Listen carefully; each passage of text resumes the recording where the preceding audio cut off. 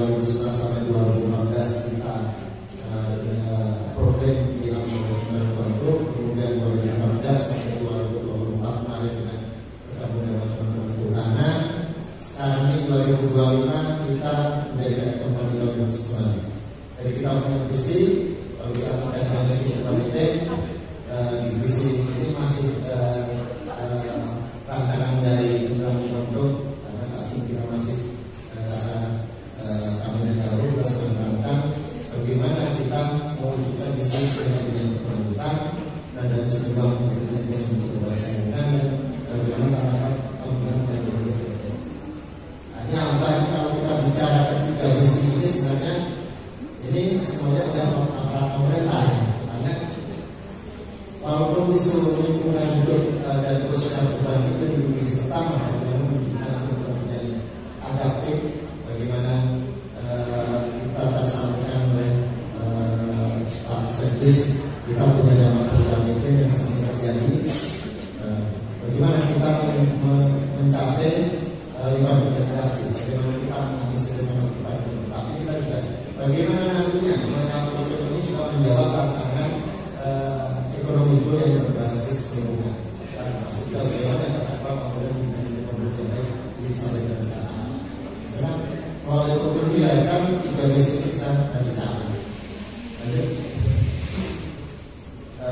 mungkin ini sebagai gambaran kalau secara rekan kejadian dan kalau Bapak Ibu tidak harus berusaha masuk ke dalam detail problem.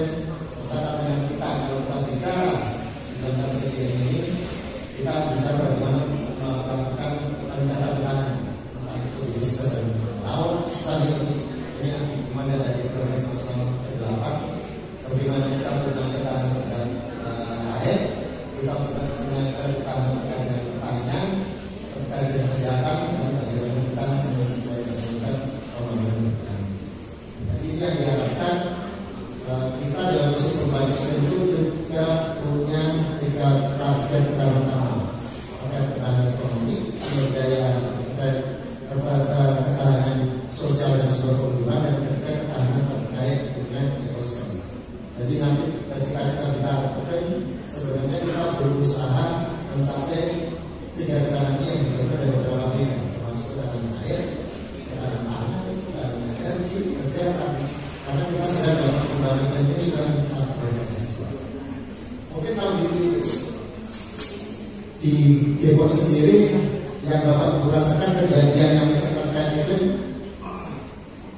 seberapa? Apakah banjir ada nggak? Longsor? Kemudian kalau kesehatan mungkin ada nggak? BB-nya meningkat, malaria, diare, kemudian sekarang yang utama kan isu makan. Makanya setelah sekarang makan bergizi garis ini kan terkait dengan ketahanan pangan sebenarnya. Bagaimana misalkan problem bisa menjawab isu ketahanan pangan sebenarnya kita punya aspek terkait dengan pertanian ini. Bagaimana sisi pertanian kalau perkotaan, bagaimana kota bisa berpertanian terhadap pangan itu sendiri. Karena di dalam problem kalau Bapak Ibu melihat aspek itu di situ bagaimana khusus di kota kita dorong beberapa hal. Bagaimana kemudian RW punya sumber pangan sendiri, dengan pemanfaatan pekarangan, dengan tabulator, kemudian dengan hidroponik, kemudian juga dengan pemanfaat bekas dalam aqua, tapi bekas dalam minuman ataupun bekas dari dibuat untuk media tanam. Ini sebenarnya bagaimana kita dorong tanah itu berbeda dari tanah. Jadi ini yang gambarnya Bapak Ibu, ketika kita punya di dalam nasional punya target ini, bagaimana target ini kita bawa sampai ke apa? Karena Bapak Ibu yang kemudian memang menjadi penggerak di tingkatan tadi.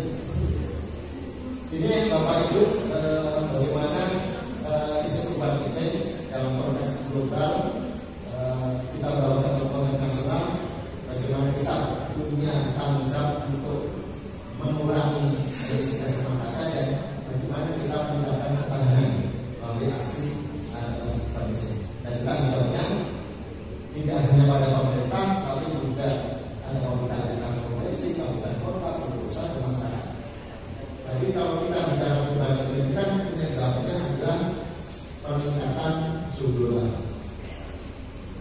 begitu kok kemarin beberapa kali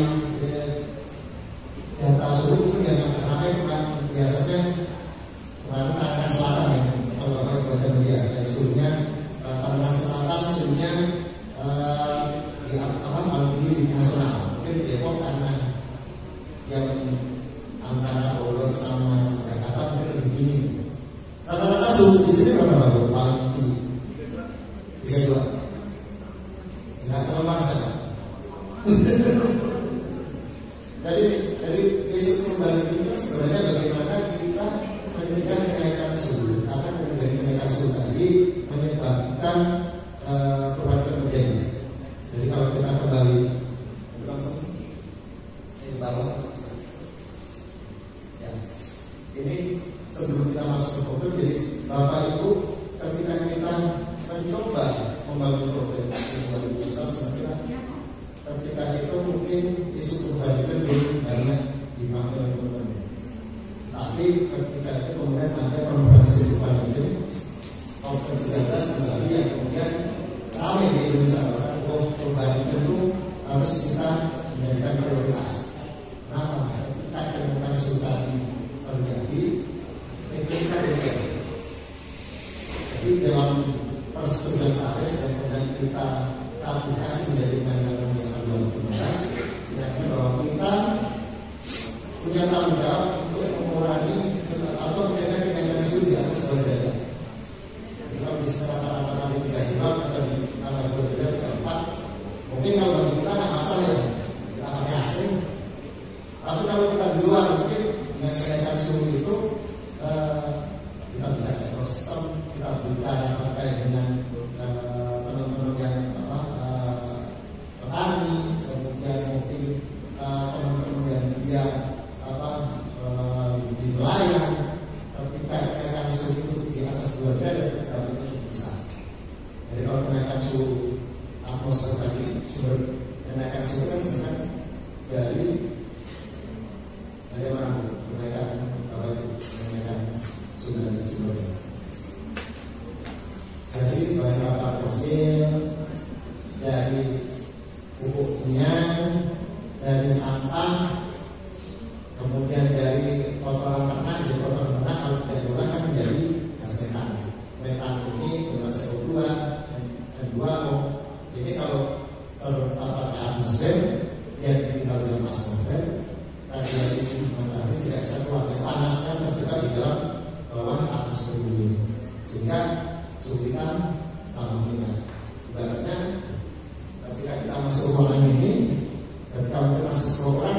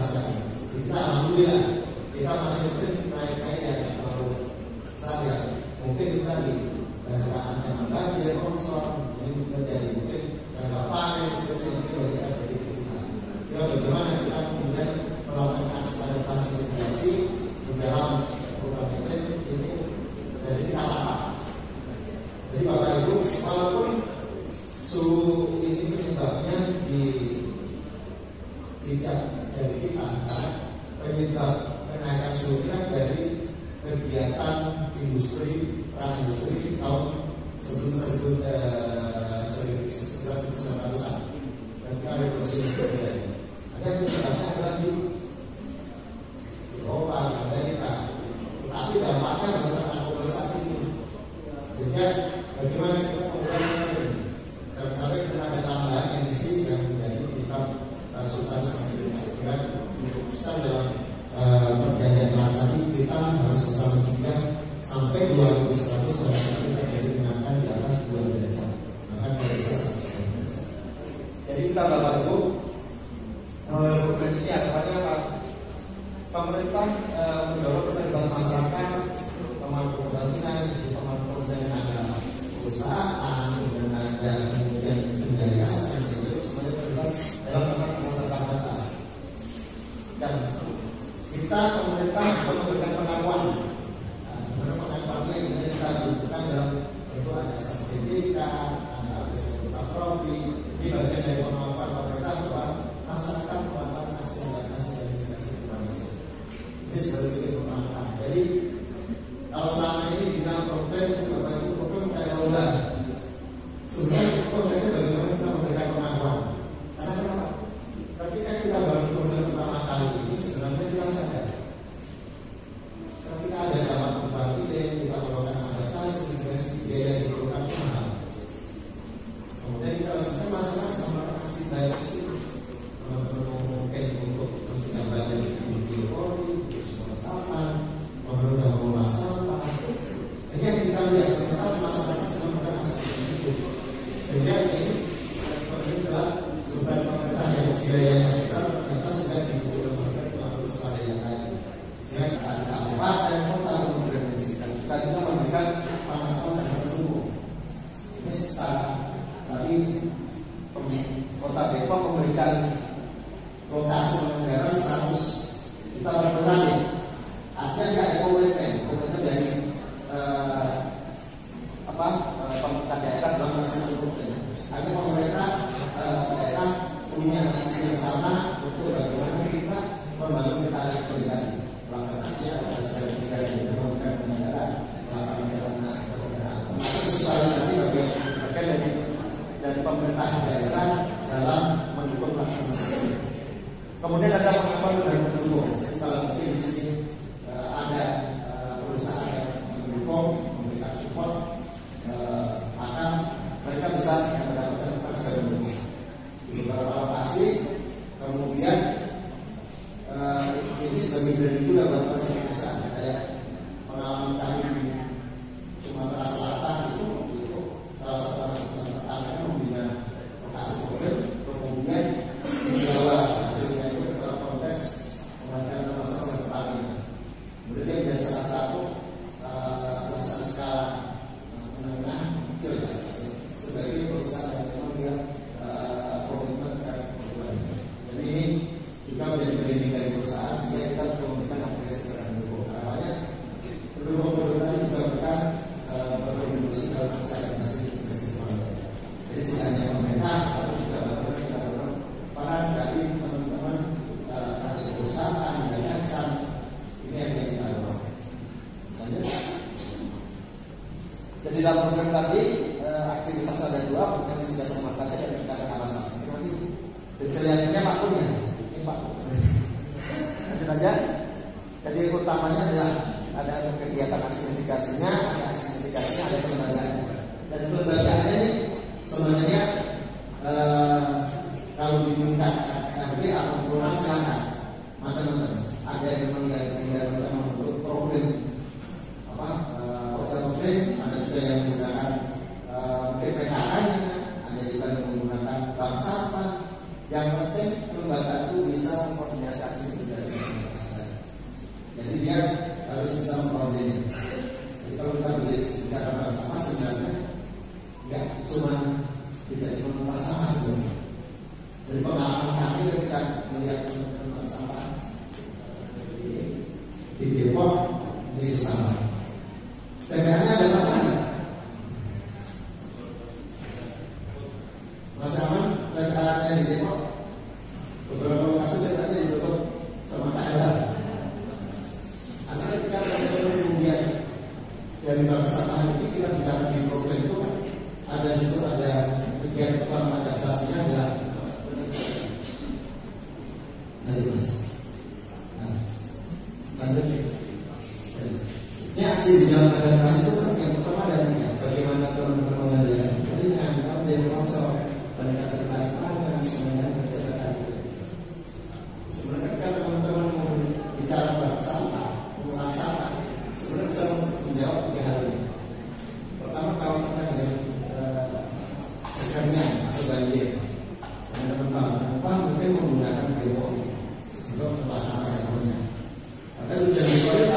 Cirebon meresapkan air supaya kemudian banjir lagi, tapi juga bagaimana mengolah sampah.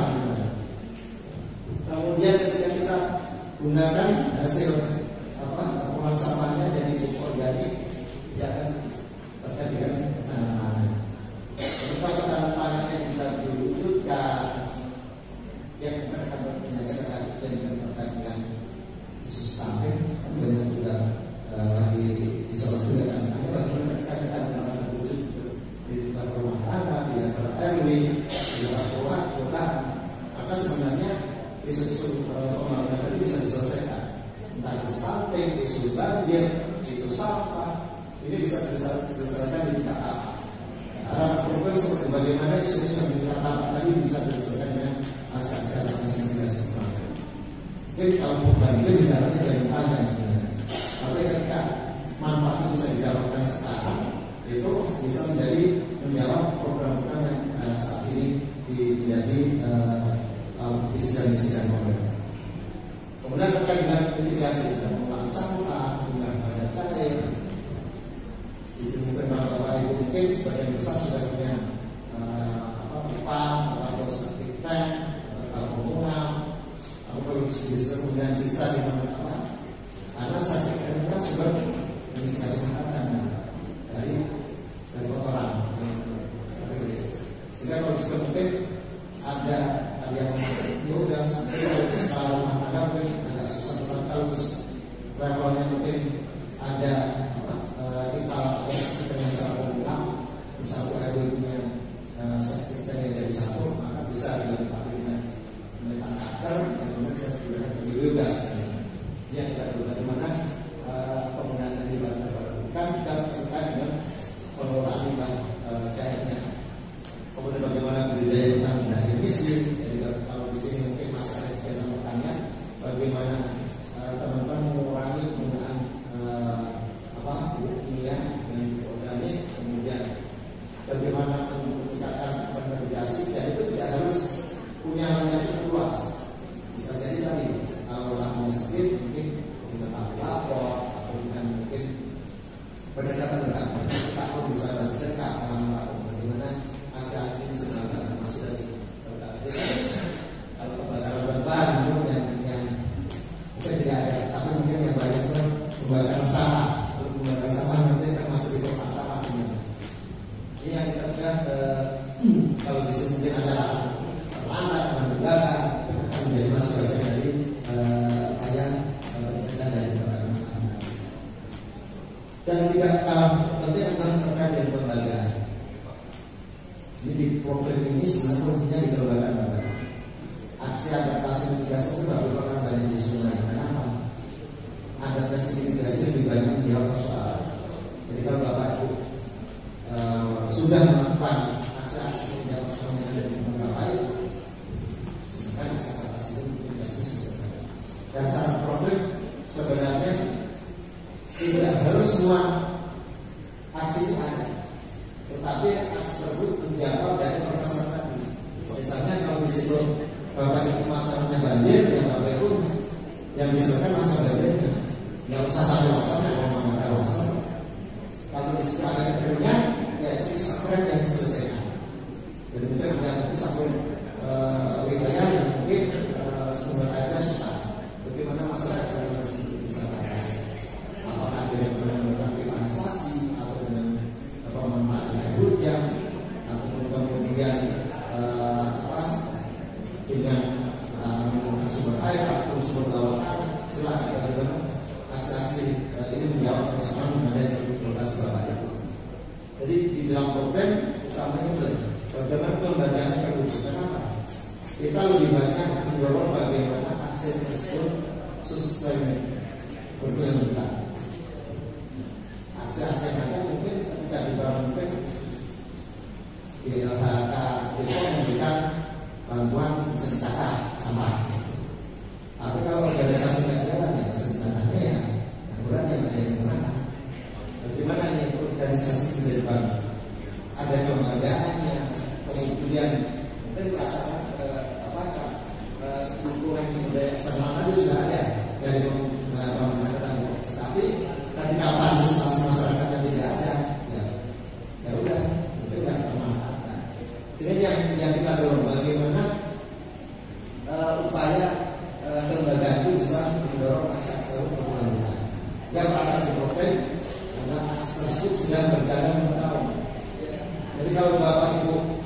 aksinya baru 1 tahun dicatatkan biasa sekolahnya rendah, karena itu belum teruji apakah aksi itu berjalan atau belum. Tapi kalau 2 tahun misalnya 2 tahun kedua lagi video tidak dicek kok videonya orang, karena masyarakat aware oh ini videonya penting masih digunakan untuk sampah punya manfaat masyarakat lain.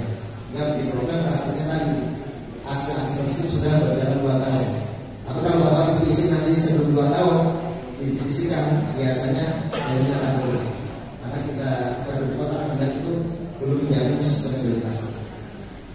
Kemudian lembaga masyarakat yang ada bukan kebijakannya dari Pak Lurahnya, apakah Pak Lurah sudah memberikan aturan khusus terkait adaptasi mitigasi sembarangan menanam pohon atau kewajiban menanam pohon, ini yang bisa didorong. Bagaimana sampah dikelola dari mana ini sebab kebijakan-kebijakan yang bisa dibangun dari kebijakan yang sudah ada di tingkat pusat dan juga level tapak. Ini yang kita perlukan. Kemudian partisipasi masyarakat. Problem karena tadi yang kita lihat dengan kesuadayaan, maka bagaimana peran masyarakat ini menjadi penting. Ini yang seringkali kita lihat ternyata yang terlibat mungkin cuma pengurusnya saja. Ini yang kita dorong. Makanya ketika problem akan dicek berapa sih kakak yang terlibat dalam sampah, kakak yang terlibat dalam menjaga sanitasi, menjaga PHBS, berapa kakak yang terlibat. Semakin banyak kakak yang terlibat, maka partisipasi sendiri maka ada dari lebih bagus. Karena kita melihat ini problem bagaimana melibatkan semua masyarakat. Kemudian kapasitas masyarakat. Sebenarnya di dalam aksi program ini kita dorong bagaimana potensi masyarakat yang ada itu terjadi. Karena sebenarnya tapi di dalam lingkungan masyarakat kita banyak teman-teman yang punya kapasitas yang ini harus dibangun. Karena mungkin ada warga di situ, tapi mungkin ilmunya diamalkan tempat lain. Ada mungkin yang ahli hidroponik, dia di balik hidroponiknya mungkin diambil air atau di orang. Padahal dia menjadi potensi untuk menjadi kapasitas di kelas tersebut. Ada mungkin yang ahli biogas, ataupun kemudian memang dia ahli untuk membuat biodiesel. Tapi sebenarnya teman-teman kembali potensi tadi bagaimana kapasitas masyarakat ada yang diperlukan. Kemudian program budaya sama tadi itu dari beberapa lokasi kemudian dari NGO dan aspek yang dilihat dari ini bagaimana teman-teman membangun jejaring sebenarnya. Semakin banyak jejaringnya berarti teman-teman mampu mengenalkan kondisi yang ada di tempat bapak itu sehingga teman-teman mampu mensupport sehingga semakin besar program budaya sama semakin bagus. Tapi bukan berarti kemudian mengakibatkan yang swadayaan, tapi kita lihat adalah bagaimana bapak itu mampu mengkomunikasikan apa yang ada di bapak itu supaya orang lain mampu memberikan dukungan. Kemudian pengembangan kegiatannya, ini kan lebih untuk mendorong bagaimana mereka masih dilakukan untuk adaptasi. Pengelolaan adaptasi menjadi penting bapak itu, karena kita bicara problem, bicara sustainabilitas, bicara keberlanjutan, bicara tidak hanya generasi satu tapi juga generasi mendatang. Bagaimana mengkomunikasikan apa yang dilakukan bapak ibu, mencatatkan ini sehingga kemudian anak-anak kita paham terkait dengan aksi tersebut. Ini yang kita hindari juga. Kenapa pengadaan aksi diperlukan? Karena mungkin di demo kan kebanyakan juga komplek, perumahan. Itu kalau pengurusnya geser tidak pindah komplek, ya bisa lagi. Katakanlah ya, datanya ada lagi. Maka data aksi yang sadar.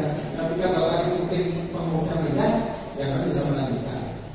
Dan ini menjadi penting untuk mengenalkan bagaimana progres pembangunan itu bisa dirasakan. Ini sebagai contoh. Mungkin kalau bapak ibu melihat lokasi-lokasi publik bisa jadi biasa-biasa saja. Misalnya bapak ibu dan ini pengelolaan sampah juga bisa dijawabnya. Bikin biopori juga seperti itu, bikin melaksanakan PHBS kan juga sama seperti itu. Tetapi ketika bapak ibu melihat dokumen data aksi gerak itu kita menjadi pertanyaan. Kenapa? Kita bicara problem, bicara before after. Sebelumnya seperti apa, sekarang jadi apa. Jadi mungkin sekarang terlihatnya bagus, tapi ketika kita terus ke belakang bisa jadi kondisinya parah. Kondisi yang dulu mungkin tidak bagus, sekarang dibangun menjadi bagus. Dan bagi kita mungkin itu biasa-biasa saja, tapi bagi kita itu suatu kemajuan. Ini yang banyak terjadi sebenarnya. Jadi bisa jadi akses tersebut ketika data aksesnya yang terlihat menjadi sesuatu yang biasa. Tetapi ketika data aksesnya tercatat, kita tahu dulu itu di sini. Ini sebagai contoh, karena masih di Jawa Timur itu dulu Pak Bukan Desa itu orang BAB di WC umum atau WC rumah tangga itu sah. Mereka BAB-nya di sungai di pantai. Itu sampai Bukan Desa itu habis subuh dia sepertinya. Artinya pantainya karena pantainya jauh atau bersih itu jadi sanitasinya juga ada. Kemudian ketika kita lihat pantai itu sekarang rapi ini, ternyata di belakang itu upaya untuk mengubah masyarakat dari BAB di pantai kemudian BAB di tempat yang sudah disediakan ini menjadi proses yang cukup panjang juga kemudian. Tapi kalau kita tidak ada data aksinya, ya nggak tahu. Biasanya nanti pada proses yang mengubah menjadi suatu yang luar biasa. Ya kata-kata itu kenapa data aksi menjadi karena kita ingin lihat dulu peristiwa dulu banjir, sekarang tidak banjir. Kalau data itu tidak tercatat, mungkin anak-anak kita datang, orang tuanya dulu ternyata makan aksi-aksi seperti ini sehingga banjirnya tidak terjadi, seperti itu terjadi. Anak-anak tahunya sekarang aman-aman aja. Padahal bisa jadi pas dulu banjir, kemudian pas dulu rawan penyakit. Dan ini juga nanti terkait bagaimana kita menunjukkan manfaat ekonomi lingkungan dan sosial. Kenapa itu terjadi? Karena katakan dengan bagaimana partisipasi masyarakat. Ketika manfaat itu tidak terlihat, tidak bisa komunikasikan, ya biasanya hubungannya menjadi tidak terlalu banyak disuap. Tapi kalau ternyata ketika bapak menggunakan data komunikasi ternyata ada apa-apa. Lalu kemudian kita banyak banyak orang terlihat. Ini contoh mungkin ada lokasi yang dulu banjir, kemudian dia lakukan bikin sumber resapan, bikin kemudian pompa untuk menyedotkannya dibuang ke sungai. Yang dulu mungkin rumahnya rawan banjir, sekarang tidak banjir lagi. Yang dulu hanya tidak berulang, banyak penyakit, banyak nyamuk kemudian diulang oleh warganya menjadi kegiatan ketahanan pangan, sehingga kemudian harga komoditas naik. Itu tidak terasa, orang warga tahunya ternyata dulu harga rumah sekian, nggak makan jual aja susah, karena banjir sekarang menjadi mahal. Ini yang kemudian sebenarnya bisa menjadi nilai tambah dari bagaimana nilai ekonomi bisa dikembangkan. Nanti setelah penjelasan ada terkait dengan masing-masing komponen, silakan lanjut. Ini yang kita dorong Bapak Ibu, bagaimana program dikembangkan. Saat ini Bapak Ibu lebih banyak kita minta mencatatkan dalam sistem register nasional, mungkin default, karena ada kegiatan dari teman-teman nanti bagaimana mencatatkan aksi dan mitigasi.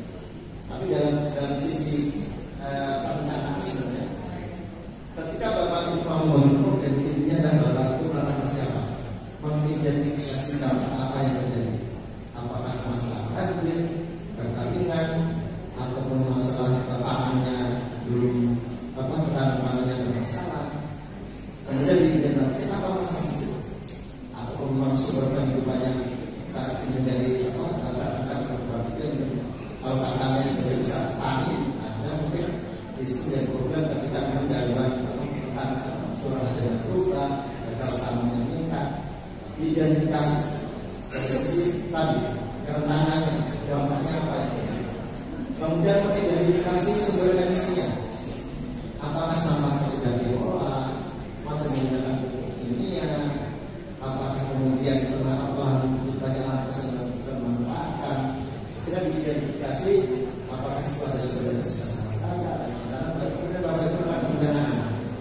dari masalah tadi kita harus selesaikan dengan apa dan sudah apa saat ini. Misalnya mungkin wilayah kami rawan banjir, kemudian tapi yang sudah ada sumber resapannya mungkin baru di 3 RT, 2 RT-nya belum ada, dan 2 RT masih terjadi banjir. Ini perencanaan kita perlu bagi sumber resapan di RW sekian dan sekian. Itu yang dilakukan perencanaan. Jadi Bapak kemudian potensi siapa ini sudah punya 3 sekian sumber resapan di 3 RW. Terus kita masih punya gap di 2 RW-nya, masuk perencanaan. Artinya apa yang harus dilakukan? Ataupun kami sudah punya ada kosong sekian yang belum termanfaatkan. Kita meratakan penguatan penanaman. Ini masih di luar perencanaan. Kemudian Bapak Ibu langsung melaksanakan. Jadi bagaimana Bapak Ibu punya rencana kerja yang basisnya problem tadi yang sudah ada di lapangan terkait adaptasinya dan juga potensi reduksi emisi yang ada di tempat Bapak Ibu yang kemudian terdapat dalam dokumen perencanaan yang kemudian Bapak Ibu punya rencana selasa. Ini secara struktural bagaimana untuk mengikuti. Tapi kalau Bapak Ibu sudah berjalan sekarang, sebenarnya juga menggunakan yang sudah berjalan saat ini, tinggal diidentifikasi apa yang masih kurang, kemudian direncanakan apa yang dibutuhkan untuk melakukan peningkatan aksi untuk menjawab tantangan dalam adanya diskriminasi. Ini kalau dalam konteks desa sebenarnya kita dorong dalam pembinaan pembangunan desa.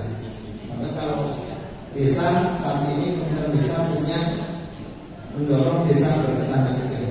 Jadi teman-teman di Kemendes mereka punya penganggaran di dalam Permendes nomor 2 tahun 2024 salah itu sudah ada komen-komen ada spesifikasi balik ini. Jadi kalau teman-teman para desa karena sudah ada payung mereka diberikan uang untuk dana desa dan dana desa itu bisa digunakan untuk melaksanakan spesifikasi balik ini. Yang perubahan memang pemangkunya kan sudah dalam video videonya peningkatan kapasitas di pemerintahnya yang bukan kalau pemerintah desa kita sudah langsung membuat standar bagaimana aksi-aksi itu bisa dibayar ke dana desa. Tapi kalau pemerintah luar negeri kita masih butuh bagaimana lembaga tingkat kelurahan bisa melakukan mendukung aksi-aksi di desa kepada yang lanjut. Jadi ini rekonsep Bapak Ibu yang disampaikan dari program Kamupen menjadi bukan komunitas lanjut saja. Jadi saat ini kita dalam konsep punya 2 aspek problem basisnya administrasi yang kita kenal Kamupen dan kemudian kita punya kategori pertama, media utama dan sebagainya. Tapi ketika kita bicara kategori ini nggak usah khawatir Bapak Ibu, karena bagi Kamupen bukan lomba, tapi kita mengidentifikasi. Ya kalau kemudian saat ini masih pertama berarti kita punya tapi kalau sudah utama berarti Bapak Ibu sudah punya level yang lebih bagus yang punya tahun yang berbeda dengan menjadi pertama.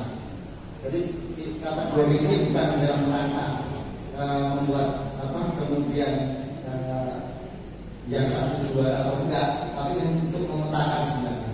Jadi kalau di konteksnya teman-teman desa yang utama kita berikan apresiasi, yang pertama kita berikan bantuan. Karena yang pertama itu kalau kita bicara dalam berbagi berarti aksesnya masih kurang, kapasitas masih tidak sebelum disupport. Sehingga bagaimana yang pertama ini menjadi biaya yang tidak berutama.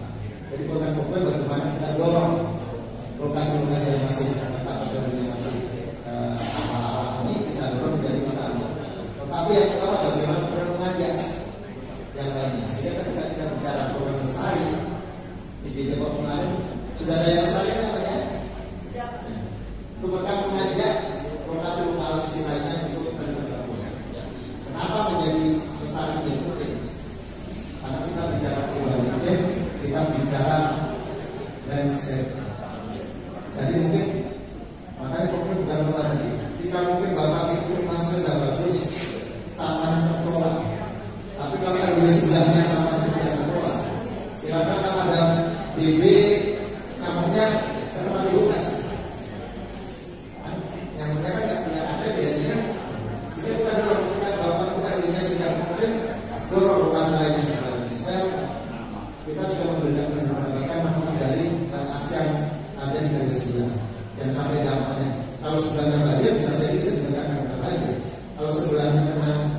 debitnya meningkat, bisa jadi kita juga jadi meningkat. Walaupun kita sudah berkali-kali, kita sudah sampaikan tapi kalau sebenarnya masih ada masalah ya masalah sebenarnya. Bagaimana kita mendorong lokasi saya sehingga harapannya satu lokasi menjadi problem.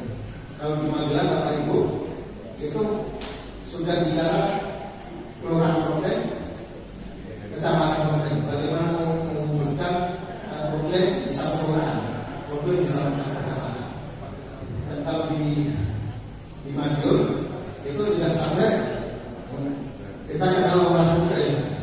Jadi ada Pak Lurah yang dia bangun problem di RW-nya, kemudian sama Pak Wali Kota digeser Pak Lurah tadi. Dia bangun problem lagi. Kemudian dia jadi camat, dia bangun problem di kecamatannya. Sekarang bilang camat. Sekarang beliau jadi kapten di Dinas Lingkungan. Itu apresiasi dari Pak Wali Kota. Jadi di Madiun itu memang Pak Wali Kotanya support untuk alhamdulillah dengan ini harapannya semua OPD di Kota Madiun itu disupport untuk melakukan implementasi program.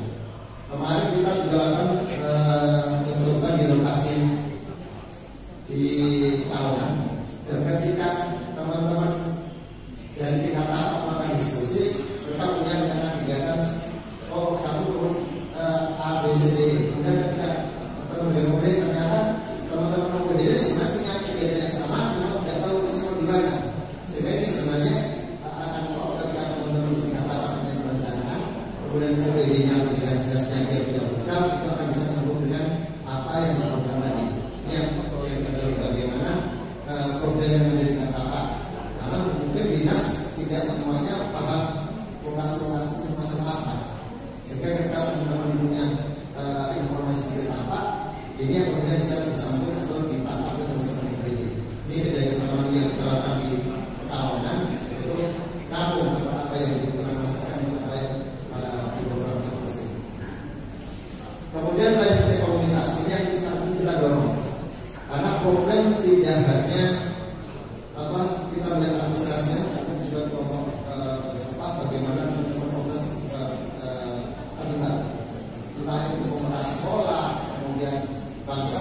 Jadi kenapa revolusi kita lakukan? Karena mungkin kalau di Depok karena support dari Depoknya cukup besar, bagaimana membangun dari program, karena banyak kejadian ketika teman-teman pembiayaan problemnya mau meregister problem, Pak Lurahnya nggak mau, Pak RW-nya nggak mau, Pak RW-nya nggak mau, tapi komunitasnya mau, KWT-nya semangat, sama semangat, tapi Pak RW-nya nanya dia, tapi ini yang kita enggak. Ketika mungkin dari sisi administrasi mungkin belum berkenan, teman-teman sekarang bisa melalui jalur komunitas. Tapi kita tidak bicara dalam konteks administrasi tadi, jadi lebih mencatatkan apa yang dilakukan teman-teman komunitas. Dan bisa juga maksudnya bisa melebihi wilayah kejadian tadi.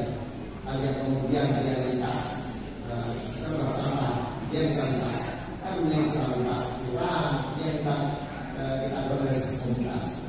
Jadi ini perbedaannya dengan basis administrasi. Ada yang berdasarkan ada teman-teman komunitas yang dia melakukan penanaman sepada gas, dan bahasa tidak melihat dari administrasinya. Ada yang juga mereka unit sekolah, jadi unit sekolah ada sekolah.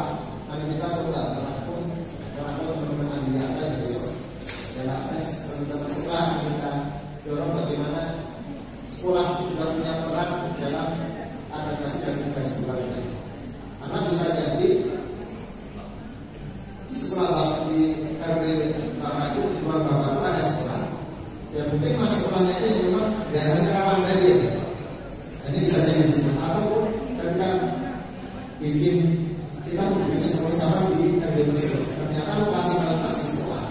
Nah ini sebenarnya bagaimana kontribusi sekolah dalam upaya pemerintah ini. Karena dalam program seringkali lokasi di sekolah-sekolah itu tidak tercatatkan dalam kegiatan di lingkup RW atau kelurahan, karena bisa jadi dianggap sebagai lembaga sendiri. Atau sebenarnya ketika Bapak Ibu nanti mengintegrasikan program, ketika di situ ada sekolah, silakan masukkan dalam aktivitas sebagainya.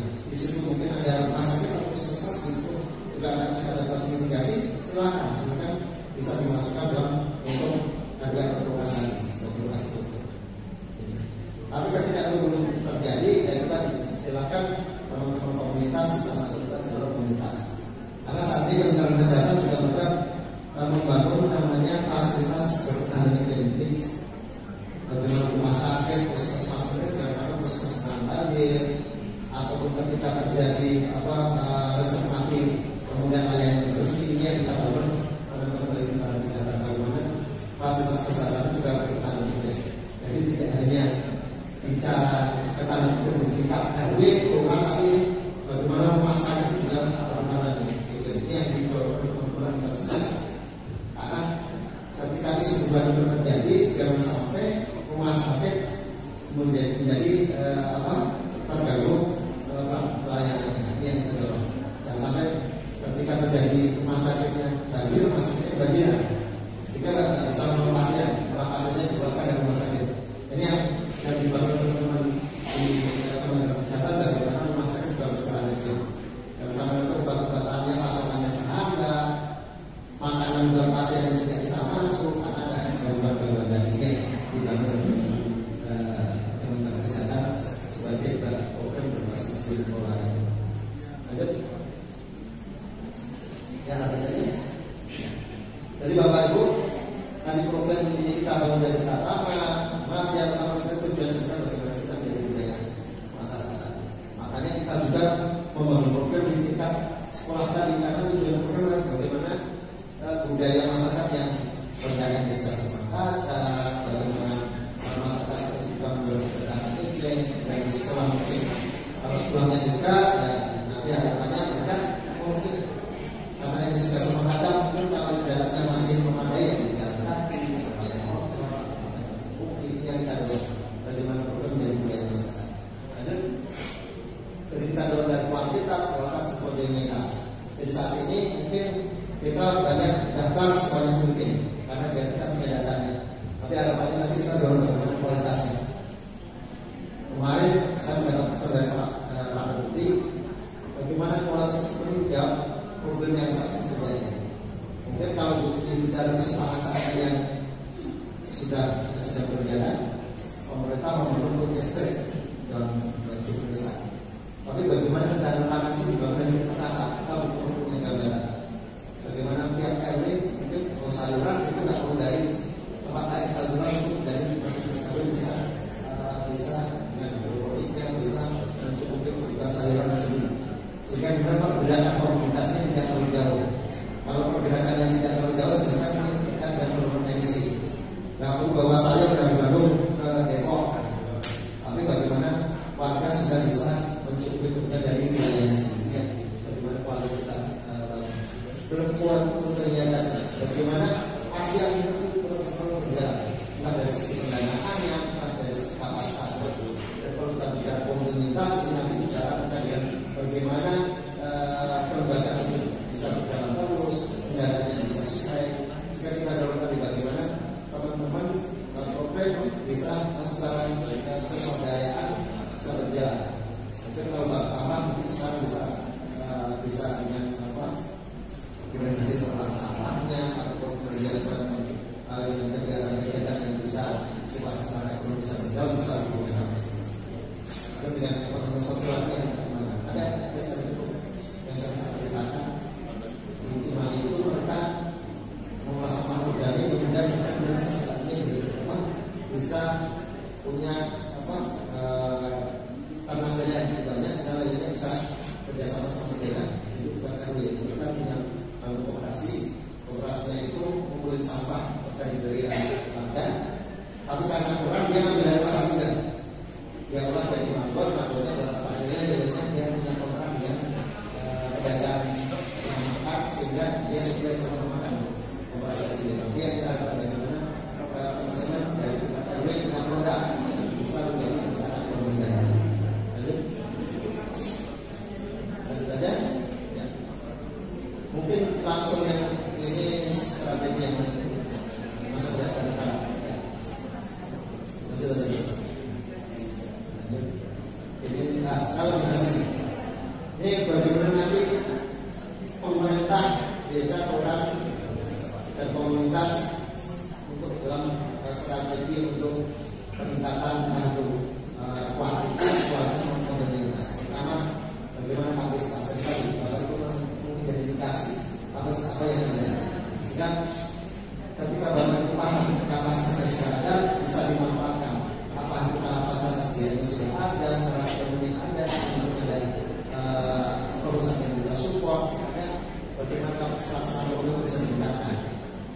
bisa mengidentifikasi kebutuhannya apa.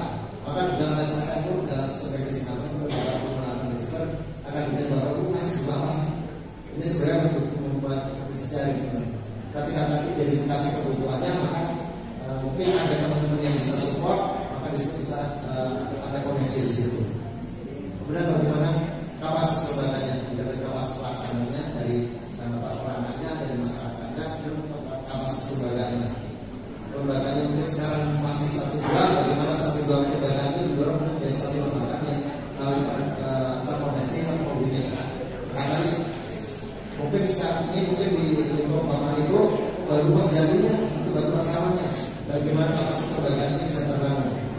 Bagaimana saling terkoneksi dari masing-masing lembaga tersebut? Kemudian bagaimana pengelolaan dan bisa terus lain, misalnya dari perusahaan, dari yayasan, yang kedua. Kemudian bagaimana melakukan replikasi dari upaya tersebut.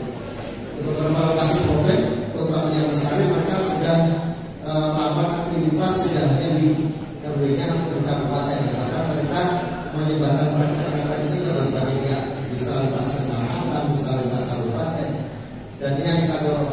Jadi bagaimana banyak champion-champion yang bisa mengeluarkan aksi-aksi seperti ini. Kemudian bagaimana mengakar lokal tadi, karena akar lokalnya kemudian bisa menjadi penggerak di dalam lokasi tersebut ataupun juga tempat lainnya. Yang kita katakan dari bagaimana akar lokal juga berperan menyebabkan perasaan dari praktek tersebut. Kemudian profil ini yang menjadi hal utama sebenarnya. Ada kelembagaan tadi, Bapak Ibu harus mencatatkan, punya data aksinya, punya dokumentasinya, karena profil itu menjadi dasar entah untuk penanganan sendiri atau ketika Bapak Ibu berhubungan dengan pihak lain atau dengan perusahaan. Ketika perusahaan saya punya dasar, tapi kalau Bapak Ibu nggak punya profilnya, nggak punya kebutuhan Bapak Ibu nggak teridentifikasi, mungkin agak susah teman-teman mau bangun. Tapi ketika Bapak Ibu punya, oh kami punya sudah punya profil seperti ini, kami seperti ini, kurangnya kapasitas ini, aksi yang sudah ada seperti aksi yang belum seperti apa. Ini ketika Bapak punya profil datanya terupdate, yang akan mudah bagi siapa pengembangan. Mungkin kira mungkin, oh RW ini kurang kapasitas, kayak pernah kalau nggak salah ada lokasi yang kemudian mendapatkan algoritma dari BMKG ya kan? Yang di Depok. Waktu ada di kelurahan yang pertama kan ada teman dari BMKG kan? Oh iya, kita biarkan seluruh di kelurahan kami. Kalau saya ada, ya, tapi kan kebutuhan itu bisa dilihat dari teman-teman penilaiannya. Ada tadi ketika Bapak punya data, maka kemudian bisa diterapkan oleh teman-teman tadi perusahaan atau yang lain. Ada yang tujuh. Ini karena kita bicara kita tamat, maka bagaimana partisipasi dari masyarakat. Ini menjadi bagaimana masyarakat dalam melakukan identifikasi. Jadi kalau di dana desa mungkin dari pengalaman di teman-teman dana desa itu, dana desa itu bisa dikeluarkan ketika dari hasil survei. Pertanyaan itu disepakati dalam survei. Survei itu sebenarnya bagaimana partisipasi masyarakat.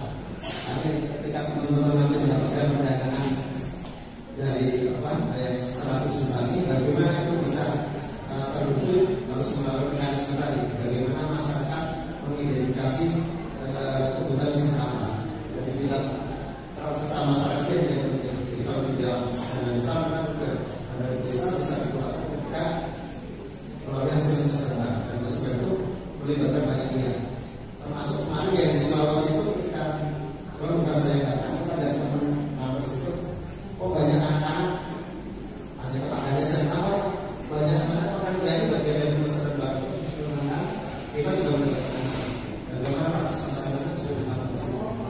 Jadi ya di situ. Jadi Pak Kades membeli anak-anak mau menjadi pasangan.